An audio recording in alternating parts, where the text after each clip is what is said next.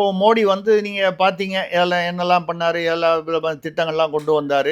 அதாவது தமாஷ் என்னன்னா, அதுக்கு ஒரு வாரம் முன்னாலேயே என்னமோ தொழிலமைச்சர் திரு டிஆர்பி ராஜா அவர்கள் வந்து அந்த மோடி வந்தால் நாங்கள் வந்து மோடி இங்கே கால் வைக்க முடியாது, மோடியால் எதையும் மாற்ற முடியாது, கோபேக் மோடிங்கிற அர்த்தத்தில் பேசினார். கடைசியில் எங்கள் மோடி வந்தபோது பின்னால் அவர் பாட்டில் நின்று இருந்தார். அதை பார்த்தோம் நம்ம.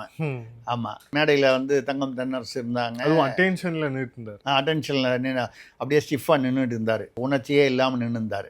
அதே மாதிரி தங்கம் தென்னரசு அதெல்லாம் புரோட்டோகால். நம்ம இப்போ அது முதல்வர் ஸ்டாலின் வந்து வந்தது போது கூட எனக்கு கூட ஒரு டவுட் வருது. அவருக்கு இதய அறுவை அதாவது இதய சிகிச்சை செய்தாங்க.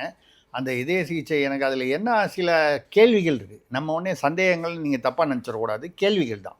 அவருக்கு லேசாக மயக்கம் வந்ததுன்னு சொல்லி ஆஸ்பத்திரியில் கொண்டு போய் சேர்த்தாங்கன்னு சொன்னாங்க. இருக்கலாம், 70 வயது வந்து 60 சில சமயத்தில் வந்து மயக்கம் வரும். அது எதனால், பிபினால் வரலாம், சுகர்னால் வரலாம், இதய நோயினால் வரலாம், இல்லை வேறு எதனால் வேணால் வரலாம். 60 வயசுக்கு மேலே வரக்கூடிய பிரச்சனை, உடற்புக்கூறு பிரச்சனைகள்.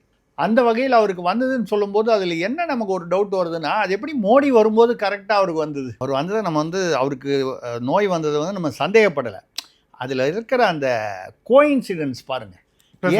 அவர் தமிழ்நாட்டிலிருந்து போகும்போது இவர் கரெக்டாக டிஸ்சார்ஜ் ஆகிறார். அதுவும் கரெக்டாக வந்து டிஸ்சார்ஜ் ஆகும்போது ராகுகாலம் முடிஞ்சு 4:30 6 ராகுகாலம் பார்த்து முடிஞ்சது 6:15 போகிறாங்க. பகுத்தறிவு.